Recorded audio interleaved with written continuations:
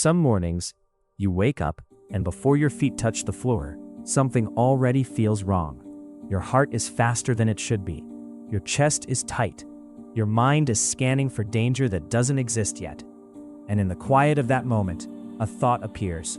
What's wrong with me? You've asked yourself this question before. Maybe quietly, maybe hundreds of times. Why can't I just feel normal? Why does my own mind work against me? Why does everything feel heavier than it should? And slowly, without realizing it, you begin to form a quiet conclusion. Maybe I'm broken. But what if that conclusion is wrong?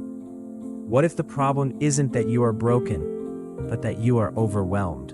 This distinction changes everything. Because if you are broken, you cannot be repaired.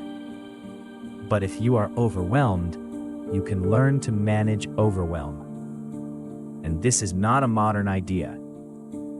Some of the greatest minds in human history understood this long before us. Over 2,000 years ago, a man named Epictetus lived as a slave in ancient Rome. He owned nothing, not his home, not his body, not even his future. Everything in his external world was controlled. And yet, he discovered something that would outlive empires. He realized that even when everything outside you is controlled, your inner world still belongs to you. He wrote words that still echo today.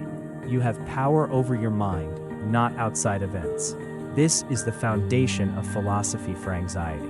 Your thoughts may appear, your fears may rise, but they are not you. They are experiences happening within you. And this realization introduces something powerful. The part of you that notices your thoughts is not the same as the thoughts themselves. There is a part of you that watches, that observes, that remains untouched. Thousands of years later, modern psychology would rediscover this same truth. Carl Rogers, one of the most influential psychologists in history, believed something radical. He believed that beneath your anxiety, beneath your fear, your true self remains intact. He taught that anxiety is not who you are. It is something you are experiencing. Your core remains steady, quiet, whole, even when your mind feels loud. These ideas come from the book, You're Not Broken, You're Overwhelmed, part of the Great Minds series, where timeless thinkers guide us through modern emotional struggles. Carl Jung, psychology, adds another layer to this understanding. Jung believed anxiety was not an enemy, but a messenger, a signal from deeper parts of yourself. Not a verdict, not an identity, but information. The danger begins when you mistake the messenger for yourself. When you say, I am anxious, instead of, I am noticing anxiety.